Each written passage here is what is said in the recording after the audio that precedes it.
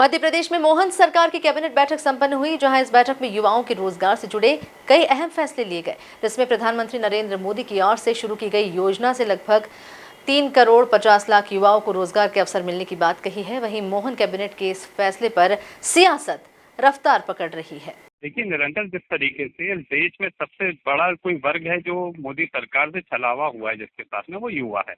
इस देश की आजादी 65% तो उसमें युवा हैं। वो निरंतर अपने रोजगार की तलाश में दर-दर की ठोकरें खाने के लिए मजबूर है।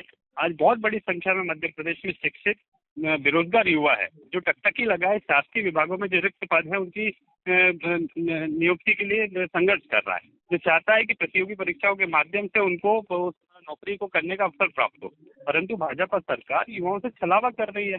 रोजगार देने की जगह व्यापम के माध्यम से हर बार परीक्षा कराती है तो परिणाम नहीं आते, परिणाम आते हैं तो नियुक्तियां नहीं मिलती। इस प्रकार से मध्य प्रदेश के युवा को निरंतर ठगा जा रहा है। और भाजपा सरकार लोन देने को 5,000 10,000 रुपए छोटे ठेला खोलने वाले को लोन देने को रोजगार देना कहती है, तो निश्चित ही ये बहुत ही निंदनीय है। ये बहुत ही इस पे सोचना पड़ेगा। और मध्य प्रदेश की सरकार निरंतर कर्जा लेके काम चला रही है। ये कर्जा कहाँ जा रहा है, ये पैसा कहाँ जा रहा है? शासकीय खजाने का जो पैसा है वो ब्रांडिंग में खर्चा कर रही है। अगर आप उसको सही तरीके से उपयोग करेंगे तो मैं समझता हूँ नए रोजगार के अवसर सृजित होंगे। और निरंतर हम जो एमओयूज कर रहे हैं, इन्वेस्टर समिट्स कर रहे हैं, जिसमें कहा जाता है, कागजों में बताया जाता है भाजपा द्वारा कि इतने लाख रोजगार आएगा, इतना करोड़ रुपए इन्वेस्टमेंट आएगा, वो कहाँ है?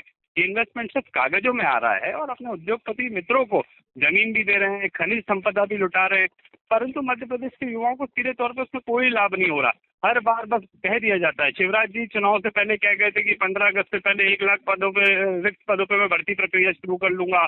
और मोहन यादव जी कह रहे हैं कि मैं 5 लाख पदों पे भर्ती प्रक्रिया शुरू कर लूंगा। पर ये कहते हैं, घोषणाएं करते हैं, ये मूर्त रूप नहीं ले पा रही है, जिसके चलते आज कई युवा ऐसे हैं जो लंबे समय से तैयारी कर रहे थे और ओवर एज होने के कारण उनका भविष्य अंधकार में हो गया है।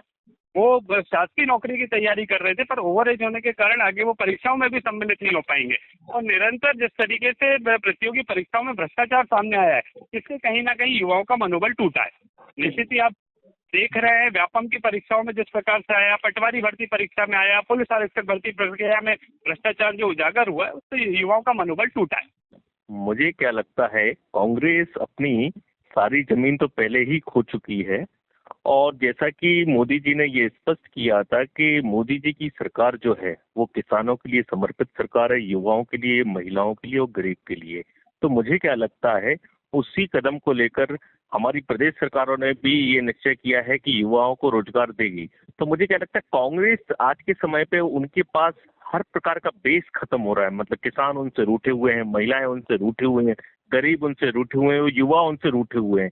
तो मुझे क्या लगता है, कांग्रेस केवल केवल दिखावे का काम करती है। और मेन जो वाकई में इस वर्ग के लिए काम करने वाली अगर कोई सरकार है तो देश में नरेंद्र मोदी जी की सरकार है और प्रदेश में श्री मोहन यादव जी की सरकार। भाई, कांग्रेस सिर्फ आरोप लगाने का काम करती है। मुझे क्या लगता है, देश की जनता भली भांति जानती है कि कांग्रेस ने किस प्रकार से इस देश को ठगा है।